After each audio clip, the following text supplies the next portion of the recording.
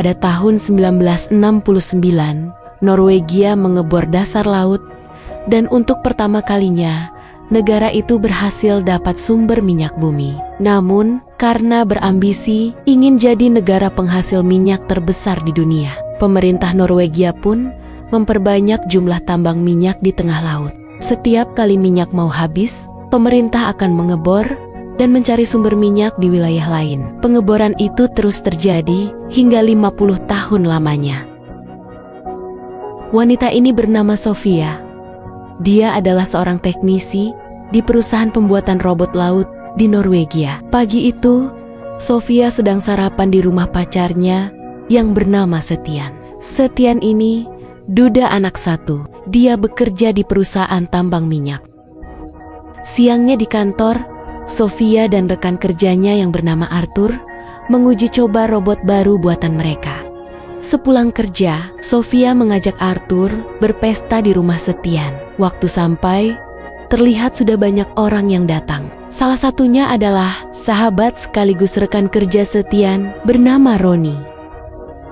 Keesokan harinya saat sedang bekerja, Sofia dapat telepon dari atasannya. Atasan memberitahu kalau ada kilang minyak yang tiba-tiba runtuh ke dasar laut. Dia meminta Sofia segera memeriksa runtuhan kilang minyak itu menggunakan robot barunya. Sofia dan Arthur lalu bergegas pergi. Sebelum naik helikopter, manajer lapangan bernama William menyuruh Sofia menandatangani surat pernyataan untuk tak membocorkan rahasia perusahaan ke pihak manapun. Sesampainya di lokasi, setelah semua siap, Sofia langsung mengoperasikan robotnya. Di sisi lain, William bersama timnya juga ikut memantau. Är vi klara? Ja. Release on. Sätter du på upptag? Ja, men gå.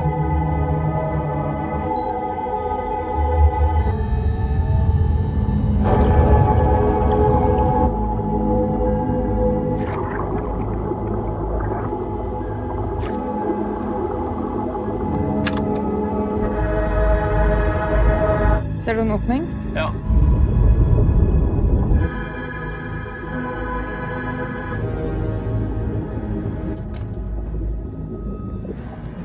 Vi kan prøve. God side.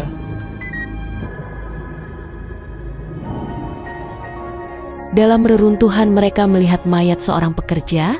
Meski sedih, Sofia terus mengarahkan robotnya berkeliling. Hingga akhirnya, dia berhasil menemukan pekerja yang selamat. Tapi waktu mau dievakuasi, tiba-tiba di dalam reruntuhan ada kebocoran gas.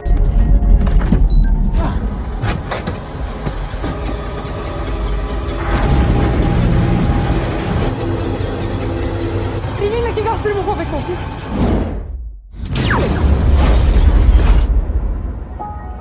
Akibat kejadian itu, 8 petugas tewas dan petugas lain luka ringan termasuk Sofia. Siangnya, Setian datang menjemput Sofia di rumah sakit. Karena masih sangat syok, Sofia pun meminta izin menginap di rumah Setian sementara waktu sampai psikologinya membaik.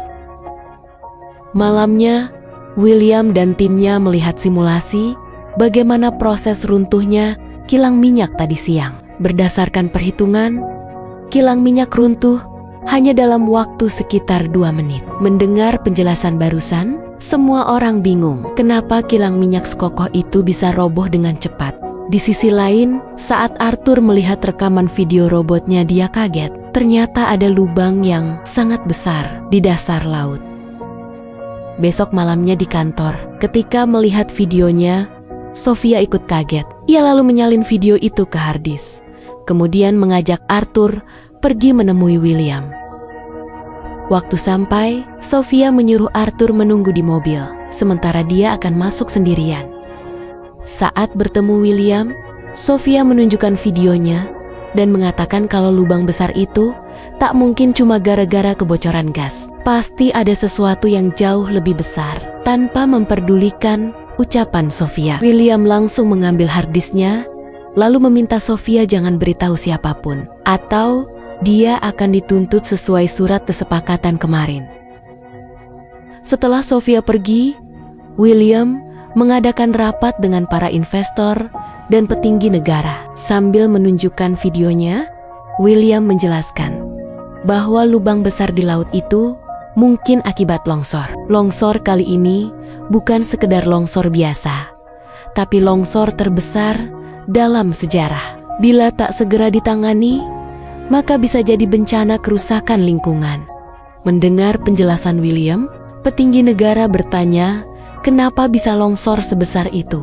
Padahal selama ini semua baik-baik aja. Asisten William pun menjawab, selama 50 tahun ini, mereka terus-menerus mengebor dasar laut dan merusak alam. Jadi mungkin sekarang alam sedang menghukum mereka. Yang bisa mereka lakukan hanyalah menutup seluruh tambang minyak sebelum terjadi longsor susulan. Selesai rapat, petinggi bertanya pada William, apa yang akan terjadi jika semua tambang minyak mereka longsor. William menjelaskan, bila itu terjadi, maka minyak-minyak akan terus menyembur keluar dan akan mencemari seluruh lautan di planet bumi ini. Petinggi negara pun terdiam, karena tak ada pilihan lain. Keesokan paginya, pemerintah menugaskan tim SAR untuk mengevakuasi para pekerja yang masih berada di tambang dan menutup semua tambang minyak sebelum longsor susulan benar-benar terjadi. Steng alle brønner, sikkerheten står. Bra, bra. Starter kjøtteren på Stakfjorda nå. Hvilke er det som gjenstår? Og videre til Ågotnes. Samtlige vet vi har dårlig tid, men her skal ingen jobbe. Det skjer. Jeg vet ikke noe mer enn dere. Sjekker du det? Jeg har fått mer informasjon enn dere, men... Og Eva Fjørtoft. Ja. Henning Syrnes. Ja. Kjell Are Heiland. Ja. Terje Gruppe A. Bra. Di sisi lain, ketika sahabat Setian, yaitu Roni, sedang mengevakuasi para pekerja di kilang minyak, dia dapat telepon dari kantor pusat. Kantor pusat mengabarkan bahwa di lokasi Roni, sekarang sistemnya mendadak error. Jadi Roni harus menutup tambang minyaknya secara manual. Karena tahu Roni sedang sibuk, Setian pun inisiatif menutupnya sendirian.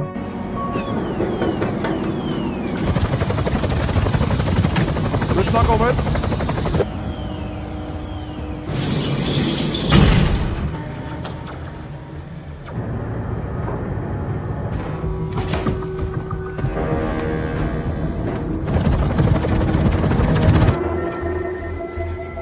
Alt er nede.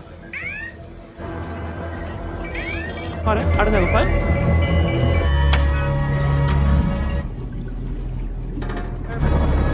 Mottatt.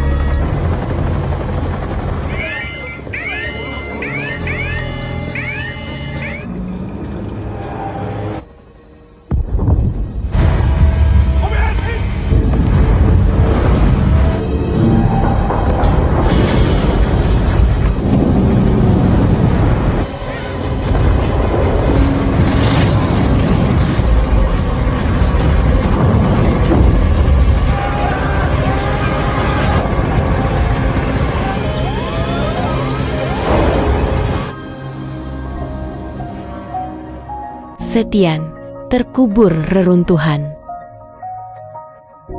Di rumah, Sofia berusaha menghubungi kekasihnya itu berkali-kali tapi tak terjawab. Karena khawatir, Sofia bersama anak Setian pun pergi ke kantor William. Di sana, salah satu staf bernama Berit memberitahu kalau longsor susulan baru aja terjadi dan menghancurkan 30 tambang minyak termasuk tambang di lokasi Setian. Mendengar itu, Sofia kaget. Ia lalu memohon agar William segera mengirim tim evakuasi untuk menyelamatkan Setian. Namun William menolak dan malah mengusir Sofia.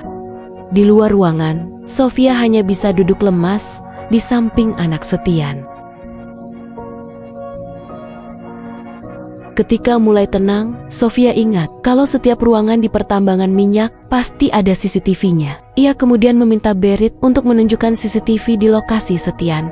Waktu melihat rekaman CCTV-nya, Sofia menangis histeris. Di tengah kesedihan, rekan Berit memberitahu bahwa ada saluran pipa rusak seperti habis dibobol paksa. Mungkin Setianlah yang membobol pipa itu dan mungkin dia berhasil selamat. Karena merasa masih ada harapan, Sofia langsung menghubungi Arthur lalu meminta tolong membawakan robot laut sekarang juga. Saat Arthur sampai dan setelah mendengar cerita Sofia, sebagai teman Arthur pun memutuskan ikut menyelamatkan Setian.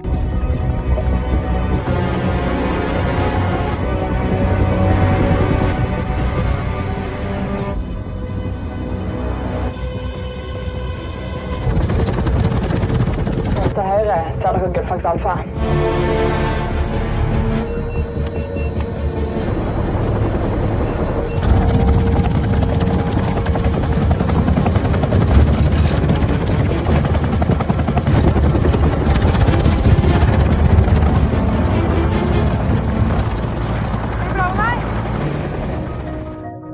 Sesampainya di kilang minyak Setian, Sofia dan Arthur bergegas menyiapkan robotnya. Setelah robot masuk ke air, mereka berdua mulai mencari keberadaan Setian menggunakan kamera pendeteksi suhu tubuh. Di tengah pencarian, Sofia melihat ada cahaya seukuran badan manusia di salah satu pipa. Karena yakin itu adalah Setian, mereka pun pergi memeriksa pipa tersebut. Di sisi lain, saat Roni kembali ke kantor, Berit menceritakan kalau Sofia baru aja pergi ke kilang minyak untuk mencari Setian. Mendengar cerita Berit, Roni merasa bersalah kenapa tadi dia meninggalkan sahabatnya. Roni pun memeluk anak Setian sambil terus meminta maaf. Dalam ruang rapat terlihat staf ahli sedang menjelaskan ke para investor dan petinggi negara. Akibat longsor susulan tadi, minyak bumi yang bocor sekarang telah mencemari lautan seluas 100 km. Jika dibiarkan terus, maka dalam waktu 24 jam, seluruh lautan Norwegia akan tercemar dan butuh waktu puluhan sampai ratusan tahun untuk memperbaiki pencemaran itu. William lalu menjelaskan, agar pencemaran tak semakin meluas, jalan satu-satunya hanyalah dengan membakar tumpahan minyaknya sampai habis. Meski efek ledakannya bisa menghancurkan lingkungan juga, tapi tak separah jika minyak itu dibiarkan menyebar.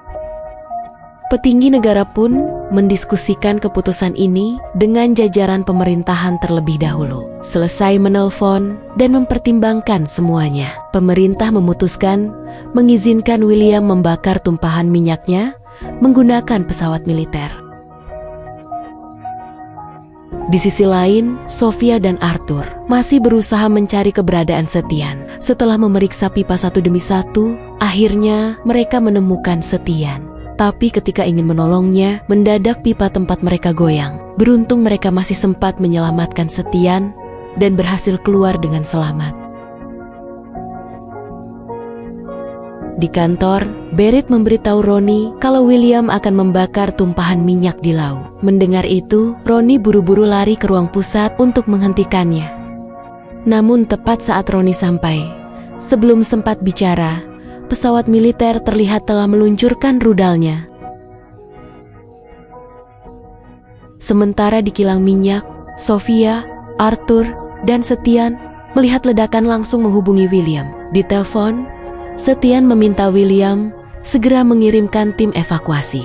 Tapi karena penyebaran api terlalu cepat, tim evakuasi mustahil ke sana sampai tepat waktu. Dengan sangat menyesal, William berkata, mereka bertiga sudah tak punya harapan untuk pulang. Mendengar ucapan William, Setian benar-benar kecewa. Di tengah keputusasaan, seketika Sofia teringat tadi dia sempat melihat kapal selam evakuasi anti api. Karena sebelum digunakan, kapal selam itu harus diisi air terlebih dahulu. Mereka bertiga pun berpencar mencari selang.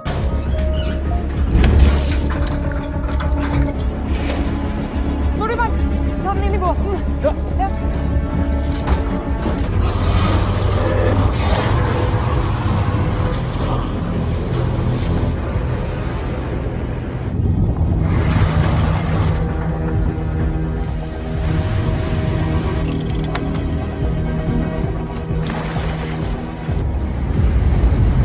Ok, det er nok. Kom igjen! Pass! Vent litt!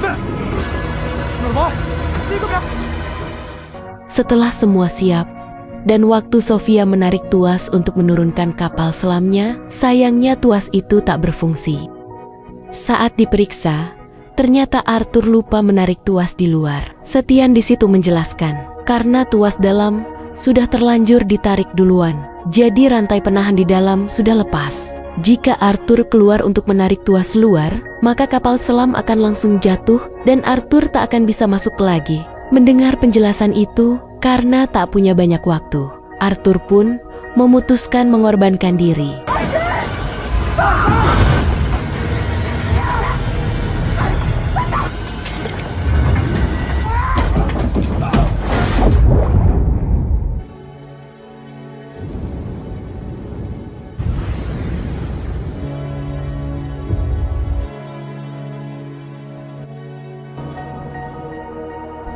Dalam kapal selam, Sofia berusaha membangunkan Setian yang pingsan, karena hanya Setianlah yang tahu cara mengoperasikan kapal selamnya. Bila pompa kapal tak segera diaktifkan, maka mereka berdua akan tenggelam. Waktu air mulai masuk, Sofia panik dan mencoba berbagai macam cara untuk menyalakan sendiri pompa kapalnya. Namun sayang usahanya sia-sia. Di momen itu, Sofia pasrah. Beruntung tak lama kemudian, Setian akhirnya sadar. Dengan kondisi yang masih lemas, Setian mengarahkan Sofia bagaimana cara menyalakan pompanya. Setelah pompa dinyalakan, perlahan-lahan kapal pun mulai naik ke permukaan laut. Keesokan paginya di kantor, Roni menghampiri anak Setian yang sedang tertidur pulas. Melihat wajah polos anak kecil itu, Roni tak tega memberitahukan kabar kematian Setian. Di tengah kebimbangan, tiba-tiba HP-nya berbunyi. Waktu diangkat, Roni kaget. Ternyata Setian berhasil selamat. Dengan gembira, Roni mengatakan kalau dia akan segera mengirim tim evakuasi. Roni kemudian memberikan HP-nya ke anak Setian. Di telepon, ketika mendengar suara anaknya, hati Setian benar-benar lega.